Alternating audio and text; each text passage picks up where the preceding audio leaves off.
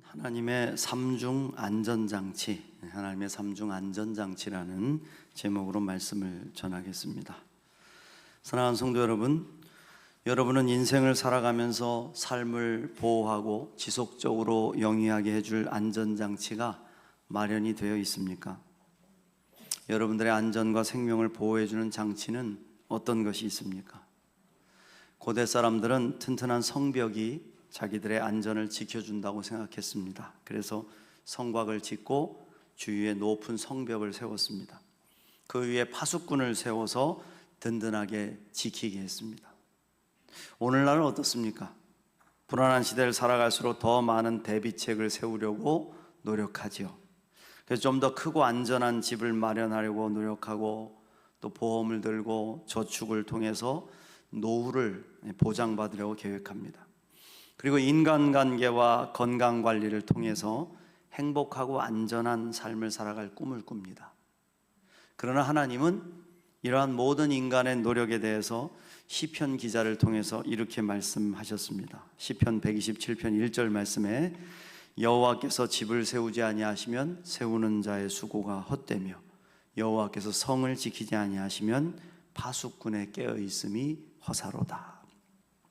그렇습니다. 눈에 보이는 인간의 노력은요, 일시적일 수밖에 없습니다. 불완전합니다. 때로는 그러한 노력들이 오히려 불안과 불행을 더 가중시키기도 하죠. 오늘날의 사회와 나라들을 한번 보십시오. 아무리 계획 속에 도시를 세우고 방위비를 늘려서 대단한 무기들을 개발해도 허점은 있기 마련입니다. 끊임없는 대참사, 전쟁의 위협은 사라지지 않습니다. 도리어 무시무시한 전쟁의 무기들이 인류를 종말의 위협으로 몰고 가고 있지 않습니까? 과학기술의 발전은 인류에게 편리와 안전, 생명 연장의 꿈을 이루어줬다고 생각하지만 이로 인해서 발생하는 여러 가지 사회의 윤리적인 문제들과 또 다른 질병들이 우리를 더 큰 혼란에 빠지게 할 때가 많습니다. 눈에 보이는 어떠한 노력으로도 죄악과 이기심과 기만으로 가득한 이 세상 속에서 완전한 안전장치가 되어줄 수는 없는 것이죠. 그렇다면 여러분, 우리들의 참된 안전장치는 뭐가 되어야 될까요? 오늘 말씀에서 스가랴 선지자는 하나님이 말씀해 주시는 삼중 안전장치를 우리에게 소개하고 있습니다. 그렇다면 하나님께서 우리에게 마련해 주신 삼중 안전장치에는 어떤 것이 있을까요? 자, 첫 번째로 하나님께서 불성곽이 되셔서 지켜주시는 장치입니다. 여러분, 성곽은 성벽과는 좀 다른 개념입니다. 성벽은 성곽의 가장 기본적인 구성단이죠. 적의 침입을 막기 위해서 높고 두껍게 쌓아 올린 벽입니다. 벽. 주로 돌이나 흙을 가지고 만들어져서 병사들이 방어를 효과적으로 할 수 있도록 돕는 장치, 그런 것들을 갖추고 있습니다. 그런데 성곽은 성벽을 포함하는 더 넓은 개념입니다. 주로 도시나 중요한 시설을 방어하기 위해서 쌓은 인공적인 방어 시설물들의 전체를 총괄하는 의미를 갖고 있죠. 여기에는 성벽도 있고 해자도 있고 옹성도 있고 망루도 있고, 성을 지키는 모든 방어 시스템이 다 포함됩니다. 그런데 하나님께서 뭐라고 약속하셨습니까? 자, 오늘 말씀 1절부터 다시 보실까요? 1절 말씀. 내가 또 눈을 들어본 즉 한 사람이 측량줄을 그의 손에 잡았기로 내가 어디로 가느냐 물은 즉 그가 내게 대답하되 예루살렘을 측량하여 그 너비와 길이를 보고자 하노라 하고 말할 때. 자, 이 말씀을 보시면 스가랴 선지자가 활동했던 시대 상황을 대충 짐작할 수가 있습니다.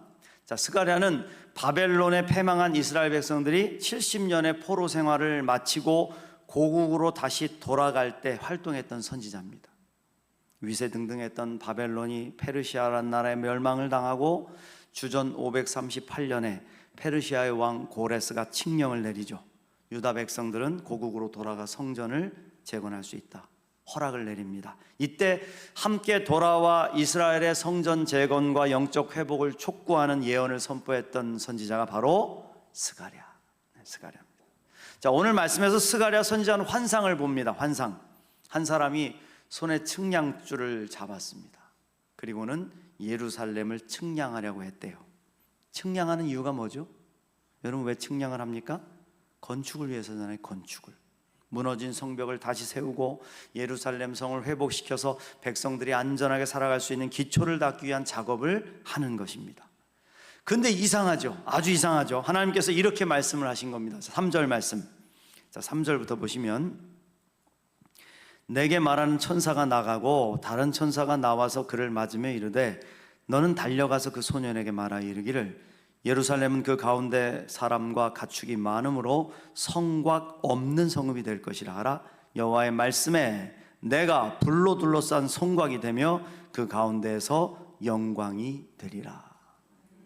그렇습니다. 참으로 엄청난 말씀의 약속을 주고 계시죠. 하나님께서 더 이상 눈에 보이며 허점이 많은 물리적인 성벽이 아니라 친히 불로 둘러싸인 성곽이 되어주셔서 모든 적군과 악의 세력의 공격을 막아서 안전하게 지켜주시겠다. 할렐루야. 특별히 불, 여러분, 불은 성경에서 하나님의 임재와 보호를 상징하는 모습으로 자주 등장하죠. 그 에덴 동산을 여러분 보시면 에덴 동산을 지키는 화염검이 있습니다. 화염검. 그 어떠한 적도 들어올 수 없도록 화염검이 돌면서 에덴 동산을 지켰습니다. 지금도 마찬가지죠. 또 모세를 만난 하나님은 꺼지지 않는 떨기나무 불꽃으로 나타나셨습니다. 하나님의 거룩하고 불가사의한 임재를 타지 않는 떨기나무 불꽃으로 보여주신 것이죠. 그 이후로 어떻게 됐습니까? 하나님은 불기둥을 내려주셔서 출애굽한 이스라엘 백성들을 지켜주십니다. 여러분, 광야 생활할 때 얼마나 힘들었겠어요? 그런데 그 백성들을 불기둥으로 지켜주시죠. 갈멜산에서는 바알의 선지자와 대결을 벌인 엘리야 선지자의 기도에 불로 응답하셔서 놀라운 승리를 거두셨습니다. 또 여러분, 열왕기하 6장에 보면 하나님의 보호하심을 아주 극적으로 보여주는 사건이 등장하는데요, 바로 엘리사 선지자를 잡으려고 아람의 군대가 도단 성읍을, 엘리사 선지자가 있었던 성읍을 겹겹이 포위하지 않습니까? 그때 엘리사 선지자의 종 게하시가 너무 무서워가지고 엘리사 선지자에게 말하죠. 아, 내 주여, 우리가 어찌하리까 다 죽게 됐습니다. 그런 뜻입니다. 그때 엘리사 선지자는 평온한 목소리로 이렇게 대답을 합니다. 열왕기하 6장 16절 말씀, 두려워하지 말라. 우리와 함께한 자가 저와 함께한 자보다 많으니라. 여호와여, 원하건대 그의 눈을 열어서 보게 하옵소서. 그가 보니 불말과 불병거가 산에 가득하여 엘리사를 둘렀더라. 할렐루야. 그렇습니다. 엘리사의 기도대로 하나님께서 사환의 눈을 열어주시니 육안으로 보지 못했던 하나님의 불말과 불병거가 산에 가득해서 엘리사 선지자를 지켜보호하고 계심을 보게 되었다는 것입니다. 바로 이러한 안전장치, 이 보호장치를 하나님께서 우리에게 주시겠다고 약속하신 것입니다. 믿습니까? 그것도 하나님께서 친히 불성곽 자체가 되셔서 우리를 감싸주시고 보호해 주시겠다는 약속이죠. 사랑하는 성도 여러분, 하나님의 사랑하는 백성들은 눈에 보이는 성벽이 없어도 안전한 줄 믿습니다. 그 이유는 세상에서 가장 강력하신 하나님께서 친히 우리를 에워싸 주시는 성곽이 되어 주시기 때문에, 그러므로 갑자기 마음에 두려움이 찾아올 때, 세상의 여러 가지 시험과 환난에 지쳤을 때 눈을 감고 기도하십시오. 주님, 제게 믿음의 눈을 열어주십시오. 지금 나를 지켜주시는 불성곽이 되셔서 친히 보호해 주시는 주님을 보게 하여 주십시오. 깨닫게 해주십시오. 그 안에서 평안과 안전을 누리는 우리 모두가 되시기를 간절히 축복합니다. 두 번째로 우리를 눈동자처럼 지켜 보호하시는 장치를 주신대요. 눈동자. 여러분, 눈동자와 그 눈동자를 보호하는 눈꺼풀의 반사신경을 아십니까? 눈 깜빡할 사이, 이걸 우리 찰나라고 하는데, 정말 사고는 순간에 일어나는 겁니다. 그러니까 위험이나 두려움을 만나면 자기도 모르게 눈꺼풀이 감기거나 몸을 돌리게 되죠. 이 자율신경계가 반응해서 위험으로부터 눈을 보호하는 겁니다. 또한 무언가가 눈에 들어가면 어떻게 되죠? 즉각적으로 눈물이 막 흘러나와가지고 눈동자를 지킵니다. 눈은 사람의 신체 부위 가운데 가장 예민한 기관이기에 자율신경계가 작동해서 스스로를 보호하는 것이죠. 하나님께서는 우리를 이렇게 당신의 눈동자처럼 지켜 보호하여 주시겠다고 약속해 주셨어요. 우리가 가지고 있는 자유를 신경계보다 더 적극적인 모습으로 우리를 보호해 주시겠다 약속하셨다.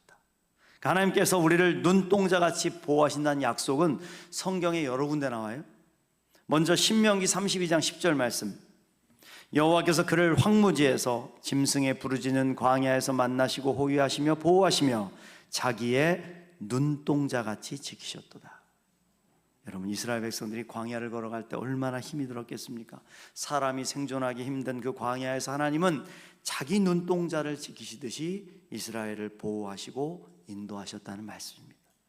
얼마나 아끼고 사랑하시면 그렇게 보호하실까요? 저와 여러분을 향한 하나님의 사랑도 동일함을 믿으시길 축복합니다. 또 시편 17편 8절 말씀에서 다윗의 기도에 등장하죠. 다윗이 원수들의 위협 때문에 두려움에 빠질 때가 있었습니다. 원수들의 포위망이 점점점 가까이 다가와서 곧 잡혀 죽을 것만 같을 때 하나님을 향해서 이렇게 기도하죠.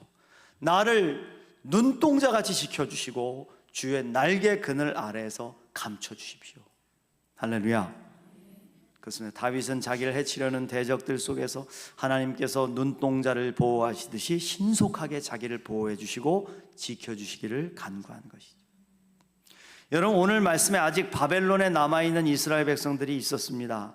하나님은 그들을 향해서 떠나라고 말씀하시죠. 자, 6절 말씀 보겠습니다. 6절부터 보시면, 오라 너희는 북방 땅에서 도피할지어다. 여호와의 말씀이니라. 이는 내가 너희를 하늘 사방에 바람같이 흩어지게 하였음이니라. 여호와의 말씀이니라. 바벨론 성에 거주하는 시온아, 이제 너는 피할지니라. 만군의 여호와께서 이같이 말씀하시되 영광을 위하여 너희를 노략한 여러 나라로 보내셨나니 너희를 범하는 자는 그의 눈동자를 범하는 것이라. 여기서 특별히 우리 눈에 확 들어오는 말씀이 있잖아요. 너희를 범하는 자는 그의 눈동자를 범하는 것이라. 하나님은 저와 여러분을 당신의 눈동자같이 생각하시는 줄 믿습니다. 하나님의 눈동자 얼마나 귀하고 예민한 거예요. 누군가 우리의 눈을 찌르려고 하거나 위험물이 다가오면 즉각 반응하듯이 하나님은 당신의 눈동자와 같은 우리를 괴롭히는 악한 세력과 위험을 결코 그대로 방치하지 않으시겠다는 거예요. 즉각 반응하신다. 즉각 움직이신다. 그래서 9절 말씀을 다시 보시면, 9절에 보시면, 내가 손을 그들 위에 움직인즉 그들이 자기를 섬기던 자들에게 노략거리가 되리라 하셨나니 너희가 만군의 여호와께서 나를 보내신 줄 알리라. 할렐루야. 하나님의 눈은 가장 예민한 센서를 가진 레이더와 같습니다. 그 눈에 걸리지 않는 위험은 없습니다. 어떠한 적도 하나님의 눈에서 벗어날 수 없습니다. 우리는 약해, 연약해, 부족하지만 강하신 아버지 하나님께서 우리를 눈동자처럼 지켜보호하실 뿐만 아니라 다가오는 모든 위협적인 존재들에게 손을 펼쳐셔서 모든 상황을 역전시켜 주실 것이다.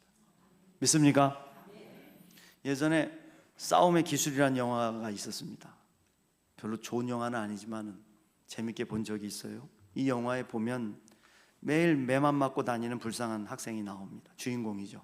근데 어느 날 싸움을 잘하는 고수를 만나서 놀라운 실력자로 변하게 됩니다. 처음에 싸움의 고수가 그 학생을 만나가지고 딱 보니까 두 가지 싸움을 잘하게 될 자질을 갖추고 있더라는 거죠. 첫 번째는 하도 맞아가지고 맷집이 좋아. 계속 맞다 보니까 맷집이 튼튼해졌어. 또 한 가지가 좋은 눈을 가졌다.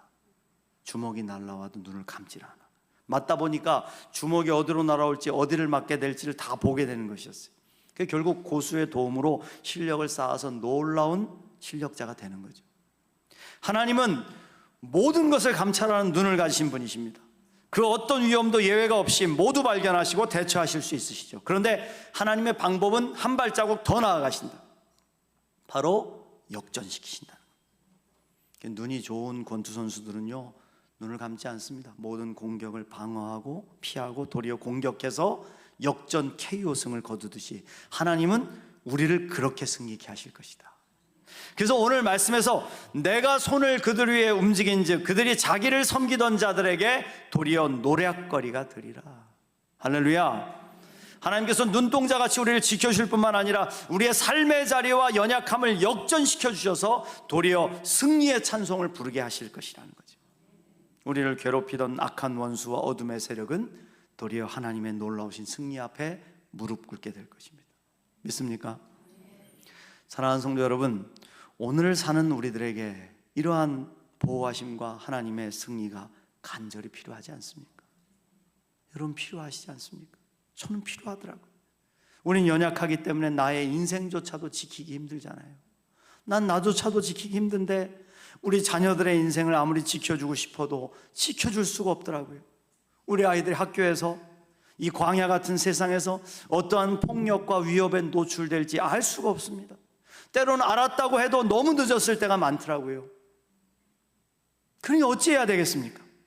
하나님을 의지해야 되지 않겠냐 말이죠. 눈동자같이 우리를 보호하시고 지켜주시겠다는 하나님의 약속을 우리가 붙잡아야 되지 않겠습니까?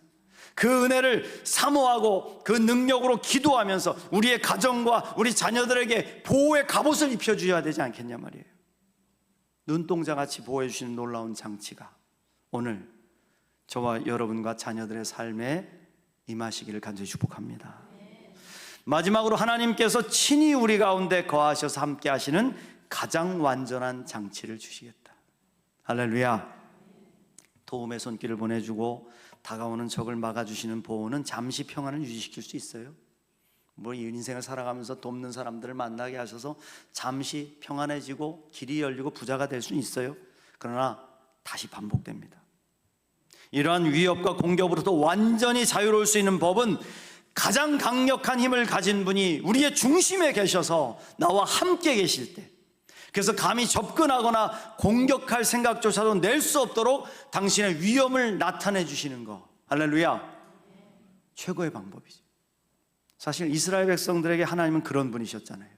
하나님이 함께 계실 때는 감히 이웃 나라나 적들이 공격할 생각을 하지 못했습니다. 해봤자 백전백패였습니다. 그런데 이스라엘이 범죄함으로 말미암아서, 하나님의 곁을 떠남으로 말미암아서, 하나님을 배신하고 우상을 숭배함으로 말미암아서 하나님께서 이스라엘을 향한 보호의 손길을 거두셨고 잠시 그들을 떠나 계셨습니다. 이스라엘을 깨닫게 하시려는 하나님의 특단의 조치였죠. 여러분, 하나님이 떠나신 이스라엘이 얼마나 연약했습니까? 얼마나 볼품은 없었습니까? 이웃나라의 노략거리가 됐고 끝내는 끌려가서 70년 동안 포로 생활로 곤욕을 치러야 되지 않았습니까? 그런데 하나님께서 이 모든 것들을 회복시키시고 이스라엘 백성들 가운데로 다시 돌아오셔서 할렐루야, 너희와 함께 하겠다 약속하신 거잖아요. 자, 10절 말씀 보겠습니다. 10절 말씀. 여호와의 말씀에 시온에 따라 노래하고 기뻐하라. 이는 내가 와서 내 가운데 머물 것임이라. 그날에 많은 나라가 여호와께 속하여 내 백성이 될 것이요 나는 내 가운데 머물리라. 내가 만군의 여호와께서 나를 내게 보내신 줄 알리라. 할렐루야. 어린 시절에 학교 끝나고 방과 후에 운동장에서 친구들과 많이 놀았습니다. 저녁이 될 때까지 놀 때가 많아요. 요새 우리 아이들은 너무 불쌍해. 학교 끝날 때쯤 되면 다 노란 차들이 와가지고 차 앞에 다 기다리고 있다가 애들을 태워가지고 어디론가 가더라고요. 그 사이에 배고프면 편의점에서 뭐 하나 사 먹고, 애들이 얼굴이 창백해가지고 끌려다니는 거 보고 있으면, 우리 때는 뭐 돈은 없었지만 끝나고 나면 얼마나 재밌게 놀았습니까? 사방치기도 하고 비석치기도 하고 말타기도 하고 또 패를 갈라가지고 서로 막 나눠가지고 싸우기도 하고 막 대결을 벌이면서 함께 얼마나 재미가 있었는지. 근데 유독 학교에서 키가 크고 힘이 센 친구가 있었단 말이에요. 그 친구에게는 그 누구도 감히 덤비지 못했습니다. 머리 하나 이상이 더 크니까 그 친구가 나타나기만 하면 떠들던 아이들이 조용해지죠. 근데 이렇게 게임을 하게 되면은 서로가 그 친구를 자기 편으로 만들려고 쟁탈전이 벌어집니다. 왜? 그 친구가 있는 팀은 감히 넘볼 수 없는 힘과 평안을 얻기 때문에. 이스라엘의 모든 죄악을 사하시고 완전케 하신 하나님이 이스라엘 속에 임마누엘로 거하시는 완전한 회복이 일어났다. 얼마나 기쁜지 시온의 딸들이 노래하고 기뻐하고 춤추고 있었습니다. 무너졌던 성전은 다시 세워지고 하나님의 영광이 온 세상에 밝히 드러나 빛났습니다. 그러자 여러분, 어떤 일이 벌어졌습니까? 세상의 모든 나라들이 감히 싸울 생각을 못하고 하나님 앞으로 돌아와 하나님의 백성이 됩니다. 주님, 우리도 당신의 백성이 되기를 원합니다. 우리도 그렇게 해주십시오. 우리도 그렇게 되기를 원합니다. 이스라엘 백성들에게 손을 내밉니다. 친하게 지내자, 싸우지 말자, 우리 친구합시다. 더 이상 전쟁할 필요도 없이 모두가 한 형제가 되는 놀라운 평화의 세상이 펼쳐졌다. 할렐루야. 그렇습니다 여러분. 진정한 회복은요 인간의 힘으로 되는 게 아니죠. 진정한 회복과 보호는 오직 완전하신 하나님의 임재 안에서만 경험할 수 있는 것이다. 사랑하는 성도 여러분, 세상에 덩그러니 홀로 있는 것 같아 두려우십니까? 아무도 내 편이 되어주는 사람이 없어 외롭습니까? 힘도 없고 능력도 없고 백도 없고 돈도 없어서 불안하십니까? 세상에 그 어떤 장치를 가지고도 여러분의 그 불안과 두려움, 위험을 해소할 수 있겠습니까? 아무리 돈을 통장에 쌓아두고 보험을 겹겹이 들고 안전장치를 우리가 겹겹이 3겹, 4겹 한다고 해도 오늘 밤에 하나님께서 우리의 영혼을 찾으시면 다 무용지물이 될 거 아니겠습니까? 앞으로도 우리의 삶을 예기치 않은 고난과 불안으로 무너질 수 있을 겁니다. 그러나 하나님께서 오늘 우리에게 약속을 주셨단 말이죠.